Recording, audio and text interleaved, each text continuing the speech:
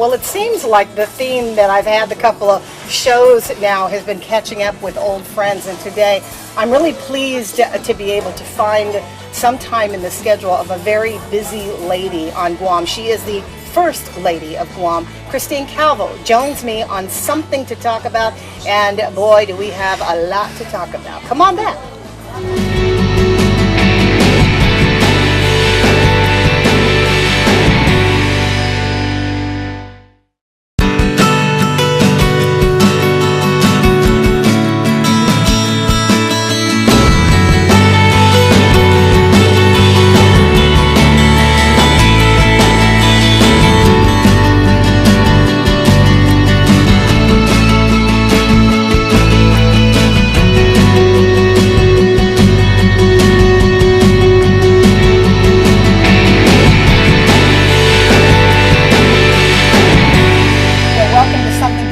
Of course, we are doing our 99th show, which is pretty cool because I don't do anything 99 times in a row. So I'm really happy to be here. And our hosts have been King's Restaurant in Tamuning, and they have been providing us with a wonderful meal, not only for myself and for our staff, but for our guests as well. And as you can see, my guest today is First Lady Christine Calvo, and Kathy bringing Tabasco. Yay, girl. Thank you, Kathy.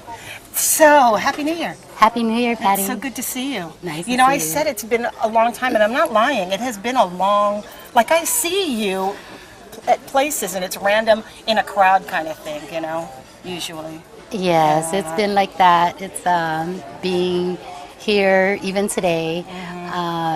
Tough. It's tough just to get being out. amongst a lot of people. So, How does that work? When you've had friends, from your former political life, right? Before you became the First Lady. You were a senator, but still the demands were not as high when Ed was a senator. But now that you're the First Lady, clearly you have obligations and responsibilities. What happens to the relationships you've had with, dear, friends? You obviously don't get to see them as often as you want. How do you manage those relationships? well, I just want to say, first of all, those friends that I have unconditional love for, and I know that both ways, it's hard to keep relationships if we don't see each other, but because of our strong bonds and our history with each other, we talked a lot about this, my husband's role if he would ever become governor, and part of it was accepting the fact that I may not be able to spend as much time as I would enjoy and love to with my dear friends. And it makes it that much more meaningful when everybody does get together and you do have a few hours to, take down your hair and hang out. But even a few hours has been challenging for us. So your life, not only as far as politics goes, your life has gotten really busy because your family has expanded. Now, when you were in office, when you first took office, you guys first took office, that's like 7 years ago. We were just doing the math on this. You're into your 7th year. Who was in your family at that time? I almost don't remember. You had the core kids, but then you added on a few. You've got how many grandchildren now? So in 2010, we had 6 children. Yeah. And fast forward to 2017, we have 6 children, a daughter-in-law, and 3 grandsons. Oh my gosh. So our family has been it doubled Busy. the size Yeah. since 2010. The administration has also seen the First family graduate from high school. Golly. Graduate from high school, graduate from college. The baby just is in her first year of college, or starting her 2nd year, right? Yeah, in college. it's her first year, and leaving this weekend, Celine is a freshman at St. Mary's, and Melva's a junior at St. Mary's, and PJ is going to be graduating from Notre Dame de Moore in Belmont, California. It's actually where Eddie went to college. So. His alma mater. Right. Wow, that must be his cool. youngest son. So. Yeah, his youngest son graduating from his alma mater. You have 2 daughters that are both going to the same college. That must feel good, after letting Celine go. Melva she's got good first. company. Yeah, it was. We are an empty nest couple now, Oh, gosh. and we've had 6 children 5 of them go away to college, and each time I've left one of them for school, I knew that there was some. It didn't even. I was going to miss my child for having to go off to school, but there was kids to come home to. Yeah. And this You had past trip, replacements? this Yeah. past trip was. I didn't realize it until I was dropping her off at St. Mary's. That, Did you cry all the way home? how I was going to come back home alone without her, and even facing a household with Now, no children. Okay, honestly, what's worse? What's worse? Knowing you're saying goodbye to your children, or knowing it's just going to be you and your husband alone? You're like, oh no, we haven't been alone in all Eddie of and I these have years. been married for 30 years coming February, and yeah, it's a reintroduction to ourselves as a married couple. Yeah. The courtship, Yeah. and of course we've been really busy. We are celebrating this February 12th our 30 years of marriage, and so that's scary because we've gone 30 years and it's been so fast, and and seeing our kids grow and our family double, it's just I can't believe that we've actually grown You've done this family. I know, no kidding. Well, the 3 grandkids, they're all here though, Yes. right? So you get to see them and sniff on them all the time. Right, I think it would be worse if everybody was gone, right? And you had no backup. No moment for the kids to tear up when the house. when I feel like I need a cuddle from Yeah. an unconditional child Yeah. loves arms, Yeah. then You call 'em up? Eden Do they or come? Sabian and now Isaac. Do they They're do they just come so- on demand? Like when you call and say I need a Oh baby? Do they come yeah, on I would demand? just make sure they're home in Mighty and just say I'm going to get them. You can come and pick them up at 6 o'clock. Do you take all 3, or you just the couple? You take you take all I 3? haven't taken all 3 of them Oh, okay. Wow. together. 2 of them, Sabian and Eden, walkers Yeah. and talkers, Oh, and they God. can go to the restroom by themselves. So, Oh, very or good. with help. Yeah. So- Wow, that's cool. But you're not doing anything that average families do. When they say goodbye to their last child, and then you got to become reacquainted again with your spouse. That's always an interesting dynamic and an introduction back into, like you said, courting life. And the good thing is that both of you are so busy. His schedule is very demanding. Do you travel now a lot together? Do you go on these trips with him, or do you pick and choose which ones you want to go on?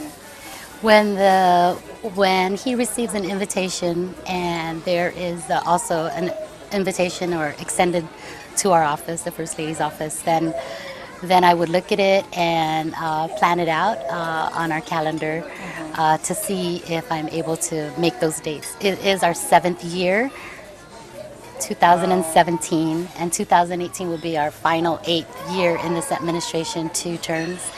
And so, being it's our 7th year, we have many activities month to month that happen because of our Regalu Foundation. So, just trying to coordinate the dates of travel and what is already scheduled for this year.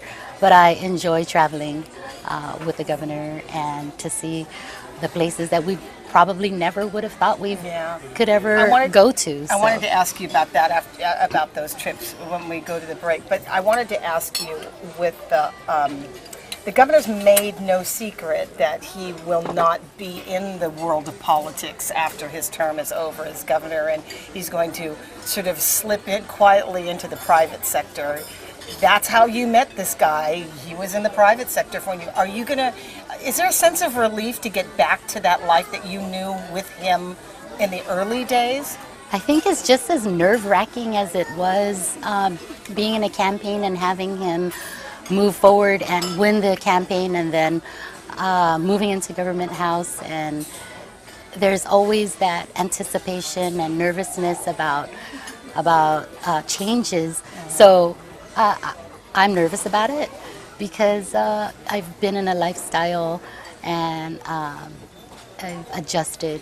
And so whenever you have any adjustment to your schedule, it may come with some nervous tension because things are not, would have to find its groove again. But definitely he's started in the private business sector, and is well rooted in business, and so that's where he'll go. And it's not unfamiliar territory to him, so it's No, not like it's there's not. a learning curve or anything. No, actually, this is the greatest and most exciting job that he's held. I've talked to him about it.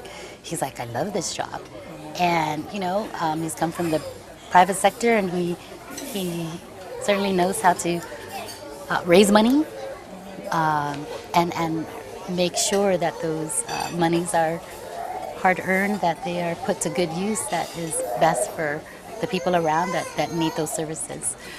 But the thing is that you're going back to your home. You know what I mean? Like your stuff. You're going back to your bed. You're going back to.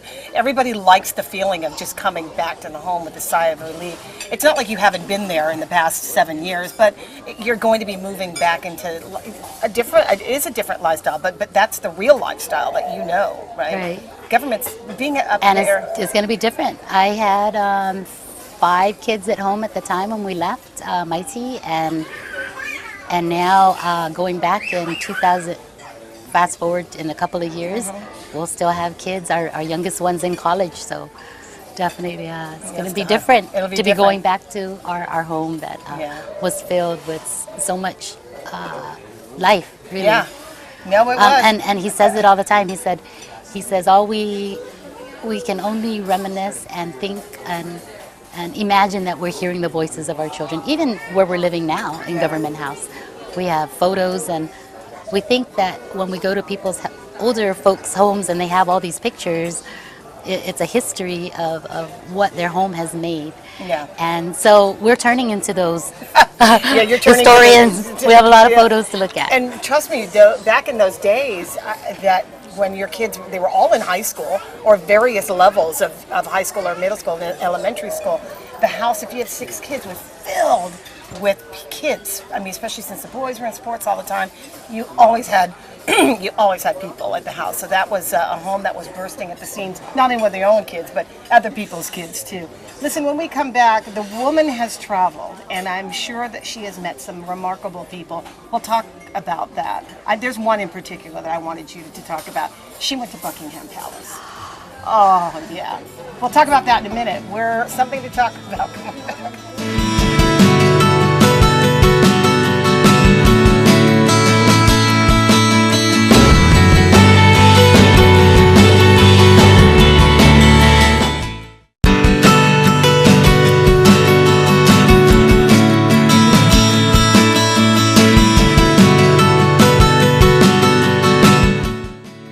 Talking with First Lady Christine Calvo during the break, actually laughing about a few things. We were talking about how long we've known each other, and I couldn't remember. I said you'd have to do the math out loud because I don't remember. Right. But I remember it was Celine was born in 1998, Okay. and she in March 1998, and that was the first campaign year for Eddie. He ran as senator in 1998, and Celine was born in March, and she was baptized in April. And I met you at at her baptismal, and I happened to be at Mass. right. Okay, but then we didn't become friends. I mean, I just met you, but I knew Ed, of course, but I didn't know. I had just met you. Right. So that was your last baby. And then somewhere down the line, my cousin got married, and then we had mutual friends that way. Right. And so we've been friends We ever had since. a cake fight, and We did. It was a cake fight at a wedding. It wasn't meant to be a cake fight. No, it was- It meant I was serving a cake, and then somebody. Did you put it in my face? I just remember my. It was on your. I was trying to clean it off your nose, and then you took Somebody- it the wrong way, and you I hit you came with the after me with the glob, and just was over. it totally missed. I think it hit Lori Tidinko, and then from there it just went South. kind of. And then I remember Auntie Irene and Uncle Eddie came I down. know. They went to change, and they came down to get some to cake. collect the first anniversary piece. And then they blamed it on me, I think. But I thought it was actually your fault, but whatever. It's so long ago. I'm sure they've forgiven us by this.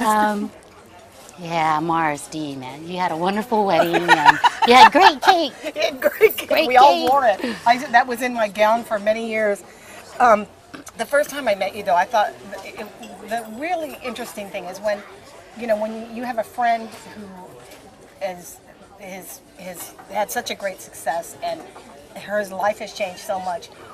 It's hard to hang on to some of the things that You we can't used let to go do. of the people that you are surrounded by, and you feel like you're going to miss them. So, previous to moving into Government House, yeah, I developed a bond with many of my friends, and we would see each other constantly, all the time. And you, Patty, are my dear friend, and still my very dear friend, and I miss you dearly. One more year. Yeah, one more year. But I remember one time when we just couldn't let go of each other, and Yeah. I still That's when we had, insisted. We like, insisted to try to have an evening make out. you're right. And then we were having an evening out, and at the end of it, it was not the same as, oh, I'll just drop you at the house, because now we're in a government vehicle, and I'm a member of the media. So it was kind of an awkward moment. I'm like, oh, I don't think we could do this. I don't think this is. I This think could that was the happen all first and time. last time it Yeah, happened. Yeah, we both looked at each other like, Like- this is a line that we can't cross. But it was okay. I mean, it was Right. fine because it was also my career, and it wouldn't have done the administration any good at all either. So it was a natural separation. But I tell you what, it was pretty funny being chauffeured in a car that she would normally be driving us, sliding around in the back of this car. That was a great night. It was a long time ago, but things have always been the same. That's the best part. They've Yes. not changed much, and that's the best part. So you have traveled pretty much everywhere. The one I remember you telling me when you went to England, you went to London. You went to London to visit the Queen. Right? Yeah. The Queen. The Queen. She has her own coins and money and pictures and all kinds of fancy stuff. She's the Queen. Yeah. And so we Was it arrived. intimidating We going to- arrived. Oh, yeah. It was intimidating for me to come into Kings when you're thinking of, what role that you have, and you want to be sure that you can. I'm here with my dear friend, but at the same time, I'm a friend, and I'm official In official capacity, yeah. yeah. So going to Buckingham Palace, I remember getting out of the vehicle with Eddie, and we were walking up the stairway. We were the first ones there. We were so excited. Oh, my. So we got in. Like, were you the first ones there as too early, or first ones there right on time? Oh, we were on time. Okay. Right Was on it like, time. oh, the Guam people are here. It's an hour No, early. no, we were right on time. Okay. Their protocol officer made sure that we got there Prompt. promptly. Okay. So we had a tour around in her museum. Her beautifully that tour? They did. displayed. Who led it? Like It was somebody just who- an open tour, so you just it's not a guided tour. Okay. You just get it was her jewelry, her crowns, and her awesome, Were you beautiful allowed to take necklaces. No, we weren't allowed to bring our cameras. No cell phones and no cameras. Yeah. So we were led into, after walking through her museum and seeing all the displays of the history, even in pieces of jewelry of her collection, and finally going through the museum and then being led into a grand ballroom where we were served canapes and little tiny hors d'oeuvres and sparkling beverages. God, I would be so afraid to like spit food on somebody. And or then we something. saw the prince Which and his one? 2 daughters, Oh, Andrew. Andrew and his Beatrice. Beatrice, and they were so like just real cool and just very. I am Princess Beatrice, and I'm the granddaughter of the Queen, and just made sure, if we had something to drink or if we needed something. Prince Harry came over our way, and he said, "Welcome to Buckingham Palace. If there's anything you might need, please let us know." Did you ask for And something then, like, get a and then, water? then Princess Kate also came up to us. So we were greeted not only by the Queen but her family, and to see like that when you're all in kind the of- room that they all came. Right, at they one all point, came said, in, because we're all waiting for Yeah. the Queen to come in. Yeah. So everybody would be in place. So when she comes in, kind of had a tutorial on cultures. We've traveled to many different places and how to receive people. So we were instructed that the first time we greet her, we should greet her as Your Majesty, Queen Elizabeth, and thereafter it would be Madame. Oh, Madame. cool. yes. We never, we were asked not to extend our hand to her unless she does it first, especially no huggy thingies. No. Yeah, yeah. Hey, man, I'm yeah, with the yeah, queen. no, she's the queen. She's Yeah, you like, don't- she's apparently it. you're not She's supposed to like, touch the royals, no, no, right? Yeah. right. I picked up a book. So just meeting her, I think for Eddie, he said that is probably the most nerve-wracking thing. He was so nervous to meet the Queen. I don't think I was as nervous, but for him, he's a history buff. She's in history books. He's like, this is like, yeah. this is the country. She's a descendant of some pretty cool people. She is Yeah. England. She's Yeah. the country. Yeah. And so to meet someone of that stature, it was just he didn't he said she said he said Hoffaday, Your Majesty, Queen Elizabeth, I am the governor of Guam. And she said to him, I've been to Guam. Oh, Kind of. she hit him on the arm like that? Oh my God. It could have been, so 'Cause couldn't he tomorrow, have hit her back? right? Yeah. Like. Oh, yeah. But maybe it was a tap, gesture, oh, okay. I've been to Guam. I met your first lady at the time, When was that? Bordalio. Oh, Madeline. And then she was transiting, and they were. Wow. First lady How met her at cool. the airport, and And she remembered it. right, it was during the Vietnam War. Oh. So she came to see how she could somehow, how Assist there was, in- there was turmoil here, Yeah. and just showing her presence of passing through. Oh, I never knew that. Yeah. I did not. So, and he didn't know either. He was like, Eddie didn't know that she visited Guam, and she is now well into her 90s, and probably Whenever you see her, I've read that she may have missed some of the services for Christmas. Yeah. Which means that she's not well. Right, Yeah. but at the time when we met her 3 years ago for the London Olympics, she was sprightly and just Wow. the queen. So you got to see her again after that? Not receive, That was she didn't the receive only you, just- meeting oh, with okay. us. What about the Obamas? Are they nice? I keep telling everybody, when you go through this, can you tell them that Patty said hi? The last person I asked was Congresswoman Bordalio. I'm not sure she did it, but she probably did. You only have like a minute, right? Did you have like a Not minute? even a minute, Oh. maybe like 10 seconds. So when we arrive at the White House, their office at the White House, the National Governors Association Oh, okay. is the host of the event. And they get all the governors to be at the White House for a dinner with the president. I'm eating, by the way. Yeah, a dinner with the president. So there is a conference with the National Governors Association for all the governors of the United States, and then on Sunday evening, they have a dinner together with the president and the first lady. So we've been there a few times. I think Eddie, my son, attended one of the events. I just allowed him to go and hang out. go experience. Are you what the gonna White miss House is them? about. A lot of people are scared to say that because of the party politics part of it. But aside from the party politics of it, are you gonna miss them? Yes. Yeah.